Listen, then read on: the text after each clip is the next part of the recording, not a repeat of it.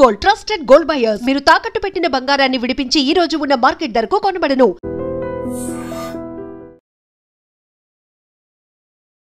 నమస్తే, welcome to I dream talking point with కవిత.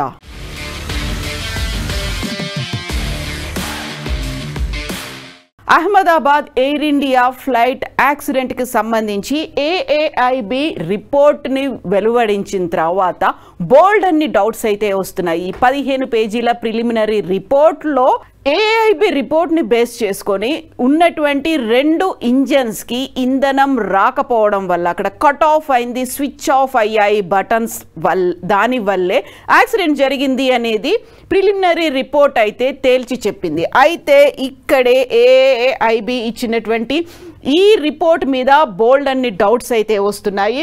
ఇక్కడ మనకు కనిపిస్తున్నటువంటి ఈ 2 బటన్స్కి సంబంధించే ఇప్పుడు చర్చ అంతా కొనసాగుతోంది. యాక్చువల్గా ఎందుకు ఆఫ్ చేశావు అని అందులో కాక్పిట్లో ఉన్నటువంటి ఒక పైలట్ ఇంకొక పైలట్ని అడిగితే నేను ఆఫ్ చేయలేదు అని చెప్పడం, అది మాత్రమే రికార్డ్ అయింది అనేది.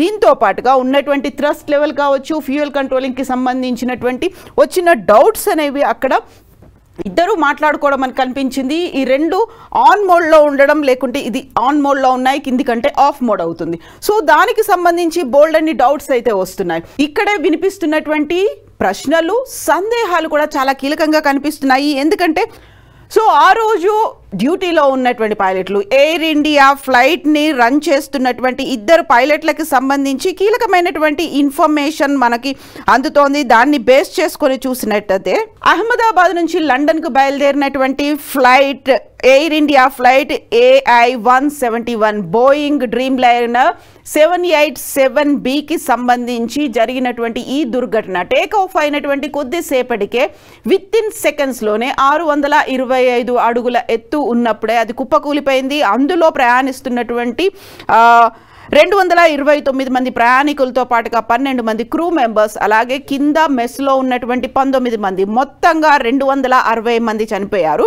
ఇక్కడ పైలట్లకి సంబంధించి యాక్చువల్గా ఎవరెవరు ఏ డ్యూటీ చేస్తున్నారు, ఆపరేషన్స్ అన్ని కో పైలట్ చేస్తుంటే కమాండ్ ఇన్ కంట్రోల్ పైలట్ చేస్తున్నారు. ఈ ఇద్దరిలోనూ కూడా ఆ ఇద్దరికి సంబంధించి కెప్టెన్ సుమిత్ సబర్వాల్, ఆయన pilot, co pilot Clive Sundar. ఈ ఇద్దరికి కూడా సుమిత్ సబర్వాల్కి 15,638 ఫ్లయింగ్ అవర్స్ ఎక్స్పీరియన్స్ ఉంటే క్లైవ్ సుందర్కి 3,400 గంటల ఫ్లయింగ్ అవర్స్ ఎక్స్పీరియన్స్ ఉంది. ఈ ఇద్దరికి మంచి ఎక్స్పీరియన్స్ ఉంది. ఫ్లయింగ్ అవర్స్తో పాటుగా మంచి నైపుణ్యం అనేది ఉన్నప్పటికీ కూడా ఎందుకని జరిగింది అని వివాదం కొనసాగుతూ ఉన్నప్పుడే ఎయిర్లైన్ పైలట్స్ అసోసియేషన్ ALPA కొన్ని సందేహాలని లేవనెత్తింది. ALPA అనేది భారతదేశంలో ఉన్నటువంటి ఏరోప్లేన్ పైలట్లతో పాటుగా హెలికాప్టర్ పైలట్లు ఆల్మోస్ట్ 800 మంది మెంబర్స్గా ఉన్నటువంటి ALPA ఇంటర్నేషనల్గా ఉన్నటువంటి దాంట్లో సభ్యత్వం కలిగి ఉంది. International federation of airline pilots అసోసియేషన్లో మెంబర్గా ఉంది. అందులో 1,00,000 మందికి పైగా, దాదాపు 100 దేశాల నుంచి 1,00,000 మందికి పైగా పైలట్లు అందులో సభ్యులుగా ఉన్నారు. ఇప్పుడు ALPA లేవనెత్తినటువంటి సందేహాన్ని బట్టి చూస్తే మొత్తంగా AIB ఇచ్చినటువంటి రిపోర్ట్ పైలట్ కో పైలట్ తప్పిదం అన్నట్టుగానే కేవలం వాళ్ళిద్దరూ మాట్లాడుకున్నటువంటి అతి చిన్న సంభాషణ మాత్రమే రికార్డ్ అయింది. ఆ తర్వాత ఏం రికార్డ్ అవ్వలేదు అనే దాంతో పాటుగా అందులో అడ్వకేట్లని, లాయర్లని ఎందుకు ఇన్వాల్వ్ చేయలేదు. AIB రిపోర్ట్ అనేది పారదర్శకంగా లేదు, బయాస్డ్గా ఉంది అనే దాంతో పాటుగా పైలట్లని ఎర్రర్ సైడ్ చూపించేట్టుగా ఉంది అనేటువంటి ఒక వాదన ఉంది. బట్ AIB రిపోర్ట్ ఒక ప్రిలిమినరీ రిపోర్ట్ అని చెప్పినప్పటికీ కూడా కంక్లూజన్స్కి ఎందుకు వస్తున్నారు అనేటువంటి వాదన ALPA చేస్తుంది. ఇదే వాదనని ఇంటర్నేషనల్గా ఉన్నటువంటి ఫెడరేషన్ ఆఫ్ ALPA కూడా అదే మాట చెప్తోంది. ఆల్మోస్ట్ ఇంత ఫ్లయింగ్ అవర్స్ ఎక్స్పీరియన్స్ ఉన్నప్పుడు ఇది ఎందుకు జరిగింది, అక్కడ తప్పిదాన్ని కేవలం వాళ్ళకి అంటగట్టే ప్రయత్నం చేస్తున్నారు. అటు బోయింగ్ డ్రీమ్ లైనర్లతో పాటుగా ఇవన్నీ 1,000 కోట్లు 100 కోట్ల బిజినెస్ ఉన్నటువంటి దాంట్లో PR స్టంట్స్ ఏమైనా జరిగాయా, వీళ్ళిద్దరిని మాత్రమే బ్లేమ్ చేయడం, ఒక బ్లేమ్ గేమ్ స్టార్ట్ అయిందా అనేటువంటి వాదనలు కూడా వినిపిస్తున్నాయి. ఎట్ ద సేమ్ టైం ఇక్కడే వినిపించేటువంటి రెండవ సందేహం, రెండవ ప్రశ్న, ఈ ఎయిర్ ఇండియా ఫ్లైట్కి సంబంధించి ర్యాట్ అనేది ఇన్ ఎక్స్టెండెడ్ పొజిషన్. యాక్చువల్గా వాట్ ఈజ్ ర్యాట్? ఇది సీక్రెట్ వెపన్గా భావిస్తూ ఉంటారు. మోస్ట్ అడ్వాన్స్డ్ జెట్ ఫ్లైట్లలో ఈ ర్యాట్ అనేది ఉంటుంది. ఈ ఎయిర్ ఇండియా ఫ్లైట్కి సంబంధించి చూస్తే తను ఫ్లై చేస్తున్న టైంలో ఏదైనా టెక్నికల్ ఇష్యూ వచ్చింది, ఎమర్జెన్సీ అవసరం ఉంది అనుకున్నప్పుడు ర్యాట్ అనేది ఓపెన్ అవుతుంది.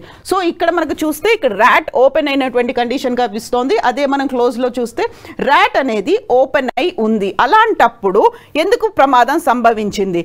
ర్యాట్ అంటే ర్యామ్ ఎయిర్ టర్బైన్ అనేది చెప్తూ ఉంటారు. ఇక్కడ మనకు కనిపిస్తున్నటువంటి ఈ విజువల్ని బేస్ చేసుకొని చూసినప్పుడు సో ఇక్కడ చాలా మనకి కింద కనిపిస్తున్నటువంటి చిన్న వింగ్స్తో కనిపిస్తోంది ఇది ర్యాట్ అనేది. దీన్ని సీక్రెట్ వెపన్గా చెప్తూ ఉంటారు. ఒకవేళ ఎమర్జెన్సీ కండిషన్ ఏదైనా వచ్చింది, ఇప్పుడు అహ్మదాబాద్ ఎయిర్ ఇండియా ఫ్లైట్కి సంబంధించి అక్కడ 2 ఇంజన్లు ఫెయిల్ అయిపోయాయి, ఇంకా దాన్ని కంట్రోల్డ్గా ఇయ్యలేకపోతున్నారు అనుకున్నప్పుడు సడన్గా ఇది ఆటోమేటిక్గా దానంతట అదే ఎజెక్ట్ అయ్యి బయటకు వస్తుంది. దాంట్లో ఉన్నటువంటి విండ్ పవర్తో, అక్కడ హైడ్రాలిక్ విండ్ పవర్ అనేది ఉంటుంది.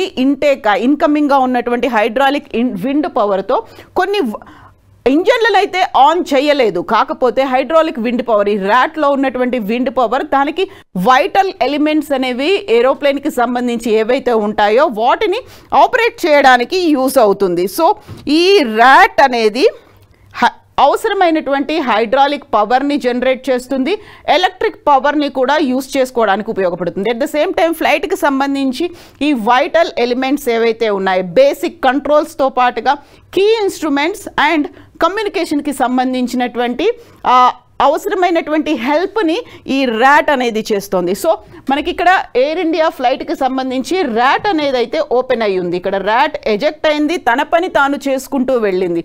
అంటే ఏఐబి రిపోర్ట్ కూడా చెప్తున్న దాన్ని బట్టి చూస్తే కరెక్ట్గా 2 ఇంజన్లు ఆఫ్ అయిపోయాయి. విత్ ఇన్ ఏ సెకండ్లో, ఒకే ఒక్క సెకండ్లో ఒక ఇంజన్ మళ్ళీ రీలోడ్ అవ్వడం స్టార్ట్ అయిపోయింది. రెండో ఇంజన్ మాత్రం ఆపరేట్ చేయకుండా అలాగే స్విచ్ ఆఫ్లో ఉండిపోయింది. అంటే చేయాల్సినటువంటి పనిని అక్కడ పైలట్లైనా చేసి ఉంటారు, లేకుంటే అవసరమైనటువంటి సహాయ సహకారాలని ర్యాట్ అయినా ఇచ్చి ఉంటుంది. సో ఇక్కడ హైడ్రాలిక్ పవర్తో ఇవి ఆపరేట్ చేస్తూ ఉంటాయి. సో కావలసినటువంటి వైటల్ బేసిక్ నీడ్ ఏదైతే ఉందో అప్పటికప్పుడు కమ్యూనికేషన్ అనేది కూడా మేడే కాల్ ఇవ్వడానికి కూడా ప్రధానమైనటువంటి కారణం ర్యాట్ పనిచేయడం వల్లే. సో వ్యూవర్స్కి గుర్తుండే ఉంటుంది, పైలట్ల దగ్గర నుంచి ఏటీసీకి 3 సార్లు మేడే మేడే మేడే అనేటువంటి ఒక వాయిస్ అనేది అయితే వినిపించింది. దానికి ప్రధానమైనటువంటి కారణం ర్యాట్ తన పని తాను చేసుకుంటూ వెళ్ళడమే. అయితే ఈ అతి పెద్దదైనటువంటి విమానాన్ని రక్షించే పని మాత్రం అది చేయలేకపోయింది. ప్రాపర్గా అయితే ఇంజన్ స్విచ్ ఆఫ్ అయిపోయిన తర్వాత మాన్యువల్గా దాన్ని మళ్ళీ ఆన్ చేసే ప్రయత్నాలు ఏవో జరిగి ఉంటాయి. దానికి కావలసినటువంటి అతి చిన్నదైనటువంటి ఒక హెల్ప్ని ర్యాట్ కూడా చేసే ప్రయత్నం మొదలుపెట్టింది. అయినప్పటికీ ర్యాట్ ఉన్నప్పటికీ కూడా తన పని తాను చేస్తూ వెళ్ళినప్పటికీ కూడా అంత తక్కువ సమయంలోనే 625 అడుగుల ఎత్తు ఉన్నప్పుడే విమానం ఎలా కూలిపోయింది అనే దాంతో పాటుగా సో ఈ ఉన్నటువంటి ఈ క్వశ్చన్స్ అన్నిటినీ ఏఎల్పిఏ లేవనెత్తుతోంది. సో విమానయాన శాఖ కూడా ఒక కంక్లూషన్కి రావద్దు ఏఐబి ఇచ్చినటువంటి రిపోర్ట్ని బేస్ చేసుకొని అని చెప్పినప్పటికి కూడా మొత్తం అంతా బ్లేమ్ని 2 పైలట్లకే అంటగట్టే ప్రయత్నం ఏమైనా జరుగుతుందా అనే వాదన. సో ఇక్కడే ఇంకొక కీలకమైనటువంటి వాదన కూడా వినిపిస్తోంది. ఫెడరల్ ఏవియేషన్ అడ్మినిస్ట్రేషన్ యుఎస్కి చెందినటువంటి FAA 2018లోనే కొన్ని మార్గదర్శకాలని రిలీజ్ చేసింది. ఇది అతి భారీగా ఉన్నటువంటి జెట్లు కావచ్చు, ఇలాంటి డ్రీమ్ లైనర్లు, బోయింగ్లు, వీటన్నిటిలో కూడా ఈ బటన్స్కి సంబంధించి మనం ఇంతకుముందు మాట్లాడుకున్నట్టుగా ఇంజన్ బటన్స్కి సంబంధించి రెగ్యులర్గా చెక్స్ అనేవి ఉండాలి అనే మాట 2018 నుంచి ప్రతి కంపెనీకి అది పంపిస్తోంది. ఏవియేషన్కి చెందినటువంటి విమానాలను తయారు చేయడంతో పాటుగా విమానయాన రంగంలో ఉపయోగపడుతుంది, ప్రయాణికుల కోసం ఉపయోగపడుతున్నటువంటి ప్రతి ఏరోప్లేన్ కంపెనీకి కూడా FAA 2018 నుంచి పంపిస్తోంది. సో జూన్ 12న యాక్సిడెంట్ జరిగింది అహ్మదాబాద్ ఎయిర్ క్రాఫ్ట్కి. అక్కడ బయలుదేరినటువంటి కొద్ది సెకండ్స్లోనే ఆల్మోస్ట్ 30 సెకండ్లలోనే ఈ ప్రమాదం జరిగింది. కాబట్టి జూన్ 11న కూడా FAA ఇలాంటి కంటిన్యూస్గా చెక్ చేసుకోవాలి అనే ఒక మెసేజ్ని ప్రతి ఏవియేషన్ ఆర్గనైజేషన్కి పంపిస్తూ వస్తోంది. కాబట్టి ఆ మెసేజ్ ఎయిర్ ఇండియాకు కూడా వచ్చింది, రెగ్యులర్గా మీరు బటన్లని చెక్ చేసుకుంటూ ఉండండి అని. సో ఇప్పుడు ఈ ఫ్లైట్కి సంబంధించి 2019లో కూడా అండ్ 2023లో కూడా ఈ బటన్లని రీప్లేస్ కూడా చేశారు. మాన్యువల్గా దాన్ని చెక్ చేసి చూడడంలో భాగంగా బటన్స్ పాతవైపోయాయి అనే ఉద్దేశంతో ఇంజన్స్కి సంబంధించినటువంటి ఈ 2 బటన్లని 2019లో 2023లో కూడా చేంజ్ చేసినప్పటికీ FAA ఇచ్చినటువంటి ఆ కాషన్ని, FAA చెప్పినటువంటి ఒక సజెషన్ని ఎయిర్ ఇండియా పాటించలేదు. ఎందుకంటే అది మ్యాండేటరీ కాదు అనేటువంటి ఒక భావన, మీరు రెగ్యులర్గా చెక్ చేయాలి అనే మాట ఒక చెప్పినప్పటికి కూడా ఎయిర్ ఇండియా దాన్ని ఫాలో అవ్వలేదు. ఒకవేళ అదే కనుక అయ్యి ఉంటే, ఎందుకంటే జూన్ 11నే ఒక మెసేజ్, కంటిన్యూస్గా మెసేజ్లు అనేవి 2018 నుంచి FAA పంపిస్తోంది కాబట్టి 11న కూడా వచ్చాయి కదా. సో 11న కనుక చెక్ చేసి ఉంటే జూన్ 12న ఈ ప్రమాదం జరగకపోయి ఉండేది అనేటువంటి ఇంకొక వాదన కూడా వినిపిస్తోంది. సో అక్కడ అలసత్వం కనిపించిందా, నిర్లక్ష్యం ఉందా, లేకపోతే ఏదైనా ఒత్తిడికి లోన్ అవుతున్నారా? ఎందుకంటే బోయింగ్ అనేది ప్రపంచవ్యాప్తంగా అన్ని దేశాల్లోనూ తన ఎయిర్ క్రాఫ్ట్లని ఉంచింది. At the same time dream liner కంపెనీలు, బోయింగ్లు, ఎయిర్ ఇండియాలు, వీటన్నిటి కూడా టర్నోవర్స్ కూడా చాలా లక్షలు వేల కోట్లల్లోనే ఉంటాయి. కాబట్టి బ్లేమ్ గేమ్ని ఇద్దరు పైలట్ల మీదనే వేసే ఉద్దేశం ఏదైనా కనిపిస్తుందా? ఇవే అనుమానాలు వ్యక్తం అవుతున్నాయి. సో ర్యాట్ కూడా తన వర్క్ తను చేసుకుంటూ వెళ్ళింది. అది ఎందుకు తన పని తను చేసినప్పటికి కూడా అంత కెపాసిటీతో ఇన్ని టన్నుల విమానాన్ని ఆపలేకపోయిందా, లేకుంటే సరైనటువంటి కమ్యూనికేషన్ని ATC తీసుకోలేదా? ఇవన్నీ డౌట్స్తో పాటుగా పైలట్ల కంటగట్టే ప్రయత్నం చేస్తున్నారా, లేకుంటే FAA ఇచ్చినటువంటి మాన్యువల్ ఏదైతే ఉందో, తన గైడ్ లైన్స్ ఏదైతే ఉందో ఫాలో అవ్వలేదా? సో ఇప్పటికైతే AAIB ప్రమాదం జరిగినటువంటి 30 రోజుల్లోనే నివేదికను సమర్పించాలి కాబట్టి వెబ్సైట్లోనే అయితే 15 పేజీల రిపోర్ట్ని ఉంచింది.